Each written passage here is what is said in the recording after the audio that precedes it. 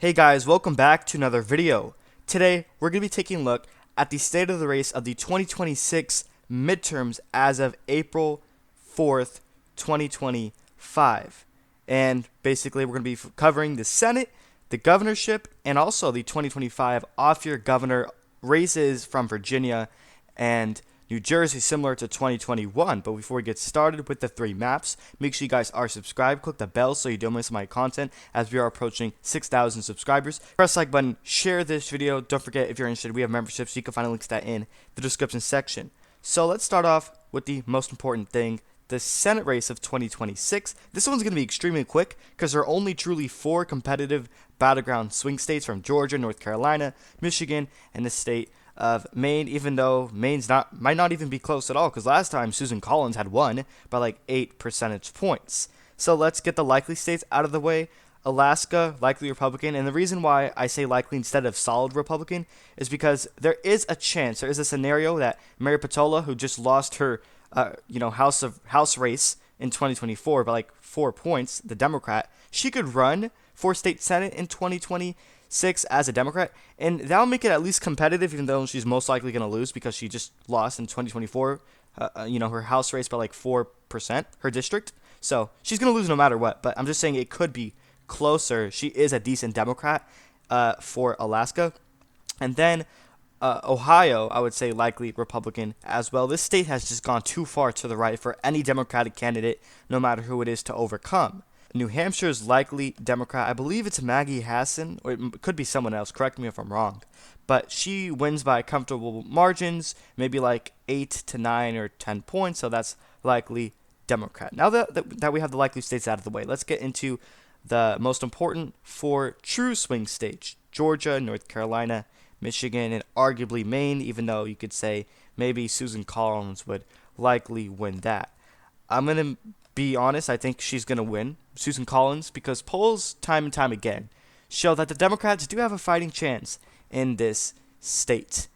And she always comes out with the victory. Last time she won by 8 points, I believe. So, with that being said, I think she's not going to win by as much as she did last time, but it's still a decent enough margin to characterize it likely. I would say like 6 points, maybe a couple points closer than the 8 she won by last time, but still, I do think she has the edge. Also, the Democratic candidates up in Maine at this point in time currently are really bad candidates, and they're facing like age issues and stuff, and that's not good for them.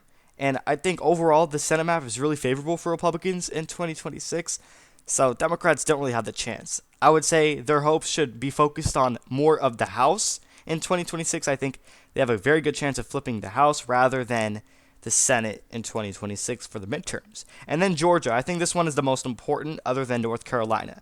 John Ossoff, who won a special election in 2020, is saying that he might go up against Marjorie Taylor Greene.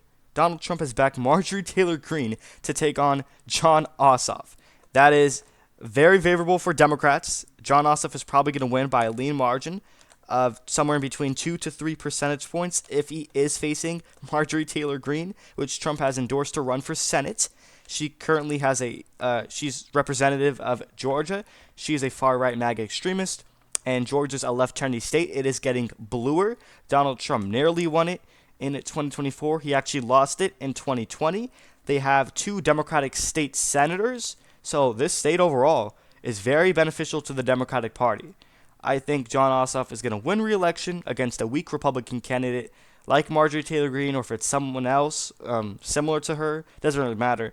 I think Georgia will elect a Democratic senator in the 2026 midterms. And then you have North Carolina. If Roy Cooper does end up announcing his bid, he will face up against, I believe, Tom Tillis, the Republican.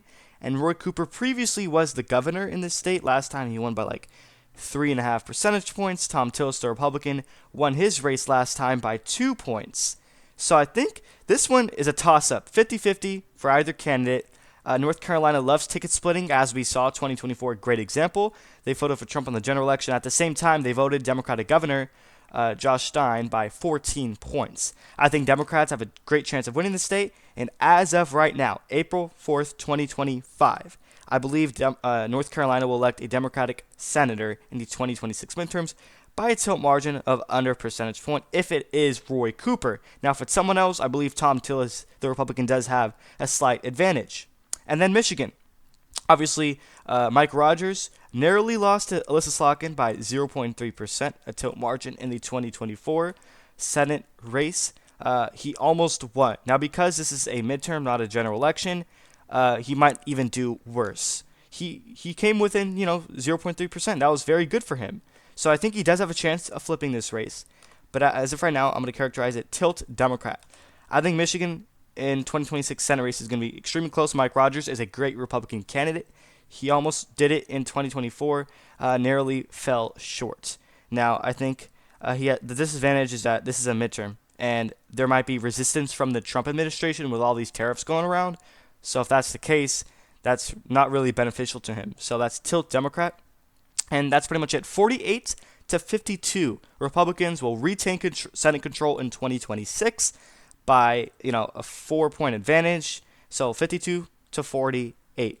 Democrats only get one seat improvement from 2024 because Republicans have 53, and then 2026 I have them getting 52. So only a 1-seat improvement for the Democrats, not enough.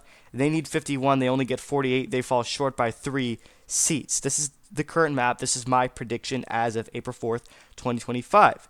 And then we move on to the governorship of 2026 for the midterm, starting off with Nevada. Joe Lombardo, I believe his approval rating is pretty solid right now. I would say he's going to win by about a percentage point tilt margin, similar to his victory in 2022.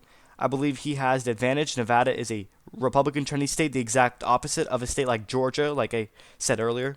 So Nevada is more friendly towards the Republicans, in my opinion, than a state like Georgia. And then Arizona, I would say this state also, you can argue, is trending towards the left, but Trump did have a very good victory. He won by like 5 points in 2024.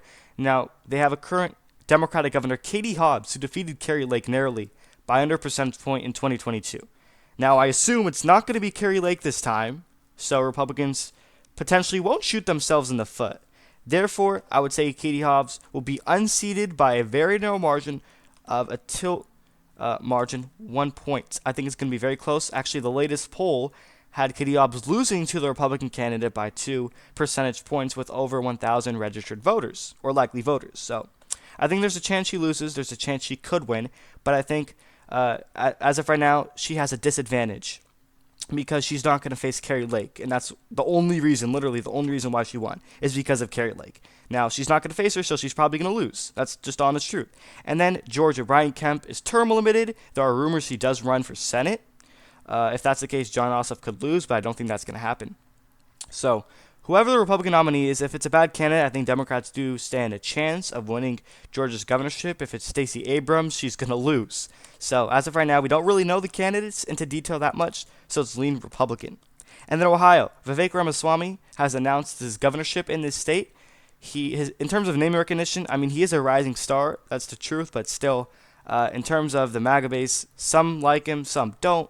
Ohio, regardless, is a very red state, so even if he wins, even if, it's going to be close, but he's still going to win. Maybe by like 5 percentage points, in my opinion, a lean margin for Ramaswamy if he does somehow end up winning the nomination.